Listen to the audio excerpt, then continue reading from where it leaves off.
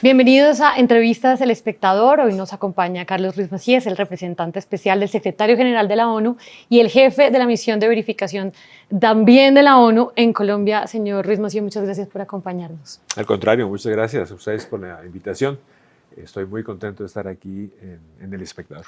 Bueno, no puede ser más coyuntural su visita y esta entrevista, porque hace unos días se publicó el informe trimestral sobre la implementación del acuerdo de paz, que además viene con una cosa distinta, digamos, del resto de los informes que se han presentado sobre la implementación, y es que por primera vez hace un balance, digamos, un poco más grande del acuerdo de paz. ¿Por qué incluirlo ahora? ¿Es porque estamos como ya a la mitad de camino de la implementación? Sí, nos pareció muy importante hacer un alto en el camino y primero ilustrar los efectos positivos que ha tenido el acuerdo de paz en Colombia. Es decir, si uno piensa en los años de conflicto en Colombia y piensa en después del 2016, es claro que es un país mejor, Colombia, que es un país con menos violencia, que es un país con mayor seguridad, y creo que era importante verlo en perspectiva. Y luego, ya atendiendo los 8 años y medio de implementación del acuerdo, creo que era importante también ilustrar pues, los avances, los progresos, todavía los desafíos, los retos, las áreas que necesitan aún más esfuerzo, más priorización. Y sí, los 8 años y medio creo que era un buen punto, y también ciertos hechos en los territorios, Catatumbo ciertamente, que en alguna medida ilustran y siguen ilustrando, junto con otros territorios, pues temas estructurales que hay que seguir trabajando y resolver. Presencias limitadas del Estado o ausencias del Estado, economías ilícitas, presencia de grupos armados, y todo esto, digamos, que derivó de la desmovilización, la salida de las FARC y la no llegada del Estado como se esperaba inicialmente en el acuerdo. Entonces creímos que era importante hacer ese recuento, además de los 3 meses de reporte, digamos, de avances, de progresos y también de áreas que hay que señalar que aún requieren mayor esfuerzo. Hay una frase del informe, usted dice a Catatumbo, ya vamos a llegar allí, dice: en los 8 años transcurridos desde que se firmó el acuerdo de paz, los avances realizados en la implementación de sus distintos puntos han sido desiguales. ¿En qué puntos más desiguales que en otros? Y sobre todo se lo pregunto, digamos, en este gobierno que en parte de su bandera fue justamente acelerar esa implementación. Sí, bueno, si uno piensa, por ejemplo, en un tema que ha sido por los sucesivos gobiernos quizás priorizado y que ha avanzado de manera sostenida, uno tiene que pensar en la reincorporación, sobre todo reincorporación económica y social de los excombatientes y reincorporación política, es decir, ahí ha habido avances en cuanto a la vinculación de los distintos excombatientes, de los firmantes de paz a proyectos productivos. Ha habido una reincorporación política donde ya la normalidad democrática, digamos, priva, es donde los excombatientes, la exguerrilla de las FARC, lucha por sus ideas, ya no a través de las armas, en la selva, en el monte, sino a través de la institucionalidad democrática. Han participado en elecciones de manera recurrente y probablemente sea de las que más avanzan. Por otro lado, en los distintos gobiernos, por ejemplo, la reforma rural avanzó muy poco. Ahora está avanzando más, y eso es algo que también reconocemos en este informe, aún lejos de las metas, ¿no? En el tema de adjudicación, particularmente de tierras, donde la meta es, vámonos, de 3 millones de hectáreas, estamos en el 6% apenas, pero el avance... Decían que el 94%, exacto, de ese 6%, digamos. Exacto, de ese 6%, el 94% ha sido durante el gobierno del presidente Petro, y eso lo reconocemos. El tema del programa de sustitución de cultivos pues no ha avanzado como se esperaba tampoco, particularmente la llegada del proyecto alternativo a esas 99,000 familias que firmaron los acuerdos, y bueno, en alguna medida eso más otras políticas que no han sido quizás tan efectivas como se espera, pues ha derivado en que las economías ilícitas sigan presentes en los territorios y sea uno de los factores más estructurales que todavía permanecen. Y en general, bueno, yo decía que ilustraba porque esto es un esfuerzo de una implementación integral de los acuerdos. Y entonces hay que ver cómo avanza cada uno de los apartados, pero siempre también y ese es uno de los llamados que hacemos en el informe, que se priorice la implementación del acuerdo en estos 16 meses que tiene el gobierno por delante, ¿no? Voy a leer otra frase del informe. La crisis del Catatumbo ha puesto de relieve la persistencia de desafíos y factores estructurales de la violencia en curso en las regiones afectadas por el conflicto, que el acuerdo final justamente pretendía abordar, y en particular la presencia limitada del Estado, la reforma de la tierra, todo lo que acaba de decir. Esta es una forma muy diplomática de decir, implementen más rápido el acuerdo, así se evitan otros catatumbos en la región. Bueno, sí, realmente lo que se pide es la implementación integral, la implementación priorizada, la implementación acelerada. Creo que, pero también hay que reconocer que, digamos que la ventana de oportunidad que generó el 2016, en alguna medida se cerró parcialmente. Es decir, el Estado no entró cuando las FARC salieron. Y entonces otros actores llenaron esos vacíos. Y ahora, por eso nosotros, pensando en el Catatumbo, pero pensando en otras zonas del país, le dimos la bienvenida al diagnóstico que se hizo inicialmente para el tema de la paz total. Porque entonces, ahora para implementar el acuerdo de 2016, pero también para generar bienestar, para generar seguridad, reducir violencia en los territorios, era necesario lidiar con los actores armados que están ahora en territorio. Lidiar de alguna manera, la manera que diseñara la política del gobierno, la diseñó de la manera que la diseñó y nosotros la acompañamos. Porque también es digamos, mucho más, para implementar el acuerdo de 2016, el lidiar con el actor armado actual es necesario para poder implementar de manera o de mejor manera el acuerdo de 2016. No significa que no se pueda implementar el acuerdo de 2016 sin estos elementos, pero claramente al estar en territorio, pues le dimos la bienvenida al buscar a través del diálogo las salidas, pero también al tratar de implementar el acuerdo de paz de mejor manera. O sea, que la balanza no esté tan inclinada, digamos, a los diálogos, sino que haya un poco más de relevancia para la implementación del acuerdo. Porque quizás la lectura, entiendo que diplomáticamente la ONU no lo puede decir, pero la lectura que tenemos es que se le ha dado mucha más prioridad a los diálogos, a esas iniciativas de diálogo, mucho más que a la implementación. Bueno, yo no los pondría en competencia. Lo que es importante es que se priorice la implementación de ese acuerdo que existe, que es un acuerdo, que es una hoja de ruta para el país. El presidente Petro lo ha señalado y se ha comprometido a hacerlo, inclusive ha protegido recursos presupuestarios en un año complicado de presupuesto hacia las entidades y hacia las áreas de implementación. Pero es importante priorizar aún más, sobre todo en estas áreas estructurales como la reforma rural y otras, para avanzar lo más que se pueda en estos, ese año y medio, un poco menos, que queda de la administración.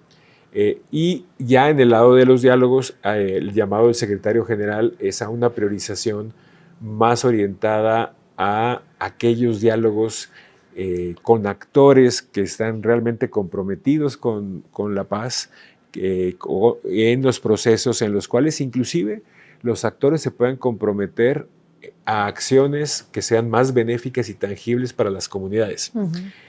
Sabemos que estos diálogos, su fin último es eliminar estas conductas de todo tipo, de extorsión, secuestro, reclutamiento, etcétera.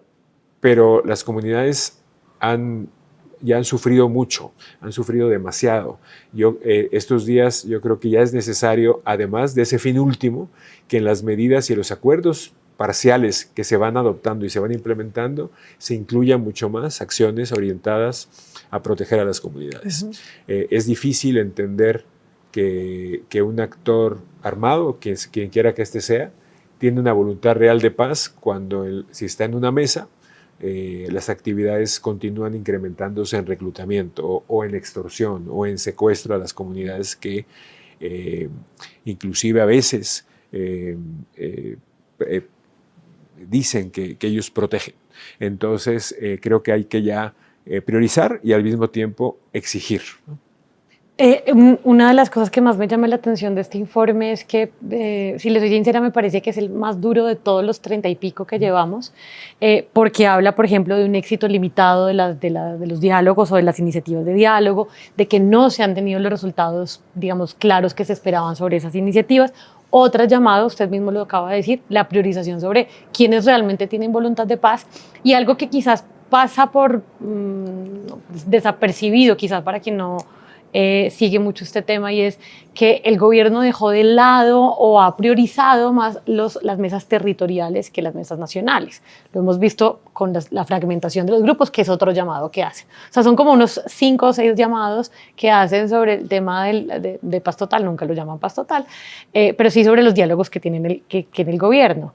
Digamos, ¿es un cambio de postura de la ONU o es simplemente un llamado un poquito más fuerte a que queda año y medio, que eso también lo dicen en el informe, para que aceleren la implementación? Bueno, yo no sé si es más duro, quizás... Menos diplomático, entonces. No, a mí me parece que es realista, inclusive uno lo puede argumentar de autocrítica, porque nosotros acompañamos las mesas. Entonces también creo que es una autocrítica, llamados, algunos mensajes de lo que creemos debe priorizarse, pues el tiempo no es infinito, ¿no? Y queda no demasiado tiempo, que 16 meses más o menos de gobierno, y creo que es importante hacerlo. Otros elementos como el traslado, digamos, de lo nacional a lo territorial, pues algunas cosas pueden ser por diseño, pero también otras cosas pues han sido, digamos, la evolución natural de los procesos. Ha habido decisiones entre los grupos, diferentes grupos, unos se han salido o no han pues comprobado su voluntad real de paz y han quedado por fuera. Pensemos, no sé, en el MC y otros. El Estado Mayor Central. El Estado Mayor Central. Entonces, bueno, más bien es como tratamos de pintar una realidad actual y buscando recomendaciones, y recomendaciones constructivas, positivas. Obviamente, aquí el principal responsable, la principal autoridad es el propio gobierno, y ahí pues tienen esa responsabilidad, pero también tienen el poder de decisión. Cuando nosotros hablamos de la priorización, obviamente le corresponde al gobierno, bueno, primero, si está de acuerdo con estas recomendaciones, si piensa de otra manera, o si está de acuerdo, pues cuáles son los procesos que consideran que tienen estas características que yo creo que son naturales de enumerar, que son la voluntad real de paz, donde se pueden tener resultados tangibles y concretos para las comunidades, reducción de violencia, reducción de inseguridad, porque las comunidades siguen expresando la necesidad de que haya este tipo de medidas porque las sufren todos los días. Vemos los números de confinamiento, los números de desplazamiento, de asesinatos a líderes y lideresas sociales. Entonces lo sufren, pero también hay que destacar que las comunidades también siguen apostando por la paz y abogando por la paz, que también habla mucho pues, de la voluntad de paz de las comunidades, pero también de su esperanza de que se pueden tener resultados, ojalá en beneficio de ellas. La misión de verificación acompaña, digamos, 2 de los procesos, 3 más, digamos, con el tema de proceso de paz urbana, pero el que se lleva con el Estado Mayor de los Bloques y Frente, que es esta facción que se dividió justamente del Estado Mayor Central de Iván Mordisco, y la Coordinadora Nacional Ejército Bolivariano de Walter Mendoza, que también se dividió de la disidencia de Marquetalia. Y ellos justamente de hecho ambos procesos están esta semana en una ronda de diálogos, una en el 7º ciclo y otra en el 4º. Ha habido avances, digamos, en estas mesas. Los procesos de paz urbana, digamos, tienen un acompañamiento distinto, pero ha visto, digamos, un proceso, justamente ahora que ustedes hablan de la priorización y de los grupos armados que realmente tengan voluntad de paz, en esos 2 que ustedes acompañan. Bueno, ha habido avances en ambos. En el de la Coordinadora Nacional del Ejército Bolivariano hubo sobre todo reuniones de carácter técnico, inclusive que se les proporcionó por diferentes actores de la comunidad internacional elementos técnicos para un eventual cese o desescalamiento si eso se decidiera. Ahora es que está empezando este ciclo que comentaba. Y en el del Estado Mayor de los Bloques y Frente, también pues tienen pensado estas reuniones próximas, porque también, entre otras cosas, el cese al fuego Claro, está el 15 de julio se tiene que decidir. Perdón, de abril, sí, de abril. De abril. Y entonces tienen que decidir gobierno y grupo si quieren extenderlo. Pues obviamente están haciendo valoraciones de los beneficios, de qué tanto se ha observado. Pero además con una salvedad, qué pena lo interrumpo. Sí, ¿no? Este grupo tiene presencia en Caquetá, en Meta, en Guaviare, sur de Bolívar, Antioquia, pero además también en Catatumbo. De hecho, fueron, digamos, parte de estos, del ataque y luego los posteriores enfrentamientos con el ELN. Eso también ha puesto como un poco en duda si esa prórroga del 15 de abril si se va a dar o no. Sí, así es. No, y obviamente nosotros hemos participado en estos casos de observadores. Cuando había cese con el ELN participamos más activamente en los ceses y obviamente hemos visto beneficios en cuanto a la reducción de las acciones entre las partes, digamos, entre el grupo y la fuerza pública, en cuanto a reducción pues, de muertes y de otros incidentes. Pero bueno, la valoración que tienen que hacer las partes, por ejemplo el gobierno también, es pues todos estos argumentos, informaciones a veces que si en el marco de los ceses hay otras actividades o conductas que son inaceptables para la mesa y tener cese con un grupo que conduce este tipo de actividades, pues son las que tienen que valorar. Los procesos finalmente, aunque como le decía, nosotros le vemos estos beneficios, pues se pueden realizar con ceses o sin ceses y depende de las partes realmente valorar si esto es provechoso para ellos, para el proceso y eventualmente también para el país. Y por eso le decía, yo creo que en estas discusiones ya es necesario que entren, y son parte de las expresiones de voluntad, discusiones más amplias de conductas que se tienen y que son lesivas normalmente contra las comunidades, porque creo que ya es el momento de tener ya beneficios tangibles para las comunidades en estos meses por delante. Pero bueno, corresponderá a las partes hacer esas evaluaciones, esas decisiones. Vemos avances, como me preguntaba, pero obviamente pues, en estos meses se tendrían que ver pues, mayores avances para que realmente sean beneficiosos para la gente que vive en los territorios. Y se concreten, digamos, o el acuerdo de paz o sometimiento que en el caso de paz urbana. Claro. Bien, volvamos al acuerdo de paz porque estamos igual que el gobierno, solo paz total y no acuerdo de paz. Volvamos al acuerdo de paz. El gobierno presentó en octubre del año pasado un plan de choque que estaba en cabeza del Ministerio del Interior, en ese momento Juan Fernando Cristo como ministro, y prometía, digamos, justamente esa aceleración a través de 6 puntos. Creo que el corazón, el tema de pactos territoriales. Hoy el ministro Cristo ya no está el señor Armando Benedetti. Yo le quiero preguntar si ustedes han tenido reuniones con ellos, con él particularmente, y si se ha hablado de ese plan de choque. Sí, las dos cosas. Hemos tenido reunión con el ministro Benedetti, hemos hablado del plan de choque. En general, bueno, hablamos del plan de Catatumbo, precisamente que ya se firmó, que entra bien dentro del marco de la decisión de conmoción interior, pero que también es parte de los pactos territoriales. El pacto de Cauca, que también está ya, según información que él nos dio, a punto también de ser firmado. El de Cauca. El de Cauca. Se destacó la importancia de seguir avanzando con el plan de choque, tanto en el tema de los pactos, pues derivado en alguna medida también del concepto de los PEDETs, e inclusive otros temas que están dentro del plan de choque en temas de seguridad y que también el Ministerio del Interior tiene una responsabilidad particular, como son los pilotos de la política pública de desmantelamiento para organizaciones criminales, grupos de apoyo, que es muy importante. Entonces ya yo sentí receptividad, voluntad de continuar con el tema que ha sido recibido de manera importante por el Consejo de Seguridad de Naciones Unidas precisamente y que esperamos esto siga hacia adelante. Es parte de la estrategia de aceleración y parte de nuestra expectativa de que se va a priorizar el acuerdo de paz y que se va, ojalá, a acelerar aún más la implementación. Y si me permite nada más un elemento adicional, otra de las recomendaciones que se hacen en el informe está orientado a, pues primero, digamos, desmitificar esta falsa dicotomía que hay entre temas de seguridad y paz. Claro. Pareciera a veces que la discusión es vía la paz o es vía la seguridad.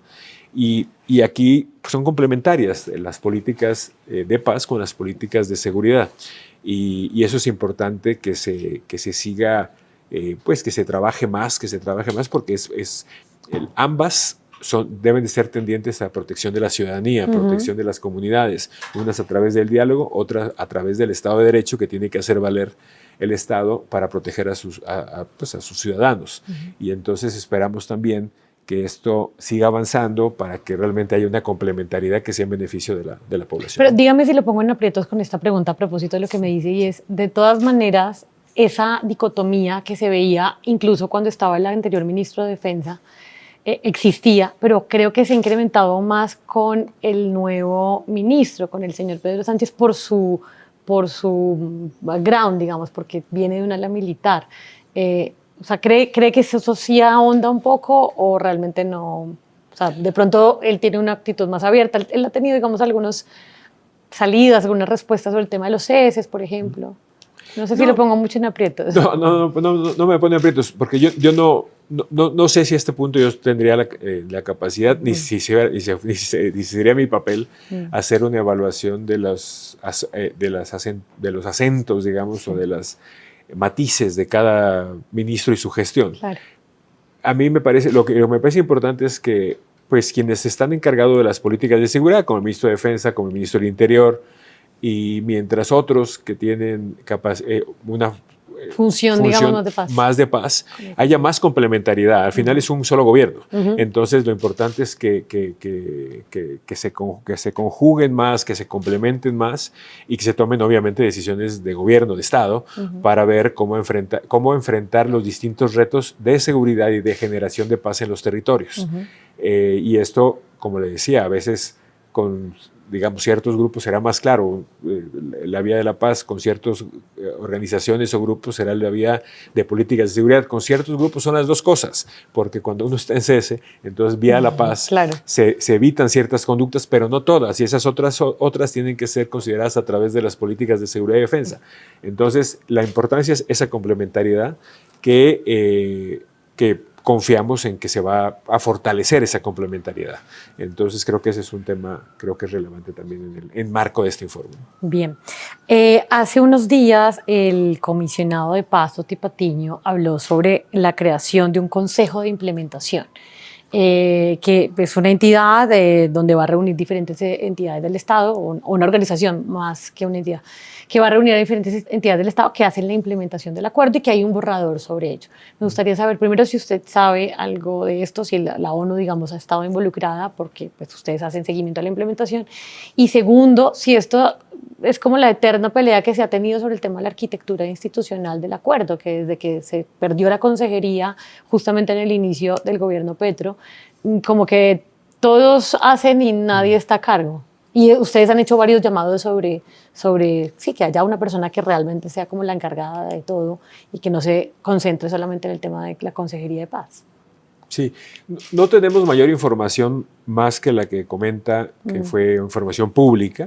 Tenemos pendiente alguna conversación con el comisionado de paz, precisamente de varios temas de implementación del acuerdo, quizás de otros temas como de diálogos, pero y ahí creo que podemos tener un poco más de información sobre cuáles son las ideas de cara al futuro. Y sí, nosotros y el Consejo de Seguridad, o llamados o bien acogido con beneplácito cuando se han anunciado decisiones. Una de las decisiones hace ya tiempo había sido la restitución de esa alta consejería para la implementación, que finalmente no se materializó. Después vino la decisión de que el ministro Cristo, además del plan de choque, tuviera una suerte de rol poco más de coordinador al ser pues, miembro del gabinete y poder convocar a otros miembros del gabinete, etcétera, que tampoco al final se materializó. Entonces, bueno, creo que es importante que haya una dirección. El presidente a veces él ha dicho que él mismo se va a encargar de la propia implementación, que haya esa, digamos, autoridad que sea capaz de aglutinar, que sea capaz, ahora que hablamos de priorización del acuerdo de paz, que hablamos de acelerar en el acuerdo de paz, creo que ayudaría tener una autoridad encargada de esos esfuerzos, pero nosotros tampoco somos prescriptivos necesariamente, y obviamente le corresponde al gobierno nacional determinar cuál es la arquitectura idónea para hacer el trabajo.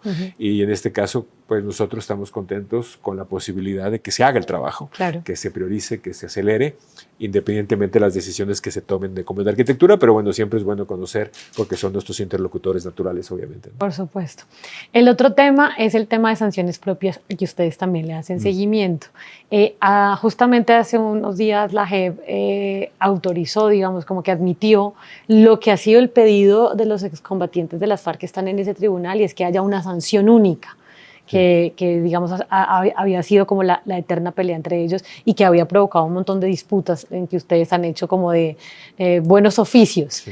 ¿Qué han sabido sobre este tema de sanciones propias? Porque además estamos esperando por lo menos la primera sanción hace más de un año. Sí, a ver, yo también, al igual que usted, destacaría esa decisión de la JEP que está en consonancia con el acuerdo de paz, de tener una resolución, digamos, de conclusiones única. Aclarar que esto, porque creo que siempre hay malos entendidos a veces, ya de por sí no existía una posibilidad de acumulación de sanciones y de penas, pero era importante porque entonces se veía todas las conductas contrarias a la ley, crímenes de guerra, crímenes de lesa humanidad cometidas, y se establecían las sanciones propias a aquellos que reconocieran plenamente sus responsabilidades, y si no, tenían otro tipo de sanciones más, llamémosle más duras, pero no había esa acumulación. Pero era importante, de acuerdo al acuerdo y de acuerdo a en este caso los firmantes, que luego no pareciera que por las conductas cometidas en otros crímenes no tuvieran ninguna sanción, a pesar de ser crímenes importantes. Claro. Entonces, creo que la decisión que toma la JEP es acertada porque es en consonancia con el acuerdo y el espíritu del acuerdo. Entonces, sí hay que destacarlo. Ahora, respecto a las sanciones propias, nosotros esperamos y confiamos, y también ahí hay mensajes de que las sanciones, las sentencias sean pues lo más expeditas posibles hoy en día. Hay casos ya muy avanzados, pero esperamos que eso suceda. Que haya una priorización, como también es el espíritu del acuerdo, hacia los mayores responsables y los casos más emblemáticos. Finalmente, la JEP tiene una doble función jurídica, pero también política, porque es un tribunal de transición, no es un tribunal plenamente, digamos, 100% judicial, y esa función es importante que la tengan en consideración para avanzar al país del conflicto a la paz. Y entendemos a veces la necesidad de cumplirle a las víctimas, la necesidad de verdad. Uno no puede estar en contra de esa búsqueda, pero que eso no atente contra lo expedito, contra la orientación y la priorización principal del tribunal, que respetamos y hemos apoyado, y que esto entonces derive en que las sanciones y las sentencias también lleguen pronto, que es también algo que están esperando las víctimas. Claro. Entonces, pues esperamos que así sea. Hay una voluntad de parte de la JEP, del presidente Rameli, están con un plan de aceleración precisamente para tenerlas pronto, pero esperamos entonces que sí, que toda la magistratura esté en este mismo orientación para tener las sanciones pronto, porque también, tanto para víctimas como para la sociedad colombiana en su conjunto, que está esperando también esto para seguir avanzando en su proceso de reconciliación, es importante. Entonces, y sobre el otro punto que hace énfasis el informe es que no ha habido una cantidad como de amnistías amplia para quienes no son los máximos responsables, de que hay un montón de gente que todavía está esperando, digamos, que su situación jurídica se resuelva, siendo que ni fue jefe de frente ni ninguno de estos. Sí, ahí hay dos temas. Uno es que haya una claridad jurídica y una definición, digamos, una situación ya definitiva jurídica de aquellos no máximos responsables y que tienen beneficios temporales y haya ya que terminar la renuncia a la acción penal para precisamente pasar a ese nuevo, es una seguridad jurídica para ellos, que es el gran cúmulo de excombatientes, de firmantes.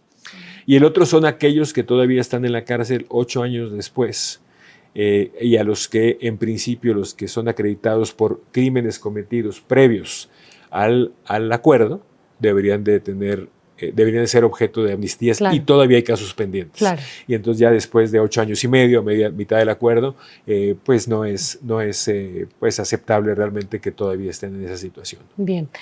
Para ir cerrando un poco, Sí. me gustaría hablar sobre el tema del capítulo étnico, que siempre queda un poco abandonado dentro de los informes en general e incluso sobre la misma implementación. El capítulo étnico tenía como un padrino que era Estados Unidos, y digamos Estados Unidos ha cambiado algunas de las políticas, y además es uno de los más rezagados del acuerdo desde siempre. Casi todos los informes lo advierten.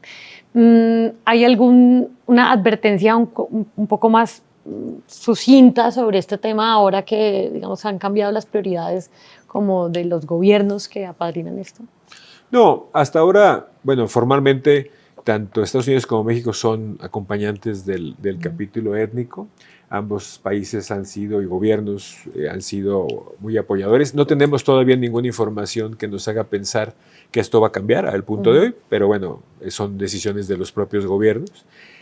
Pero creo que lo más importante aquí es más el esfuerzo nacional por la implementación del capítulo étnico. Ahí es un capítulo que ha estado muy rezagado, que sigue rezagado, y no obstante compromisos que se han adquirido inclusive para la implementación del 60% del capítulo étnico para el 2026, pues no ha habido avances concretos, y eso es lo que más nos preocupa y nos ocupa, que las distintas tomadores de decisión, sean en temas de garantías de seguridad, en temas de reincorporación, en temas de JEP, ¿tal?, puedan avanzar al mismo nivel, pues el impacto diferenciado que ha tenido las poblaciones, los pueblos indígenas y los afrocolombianas.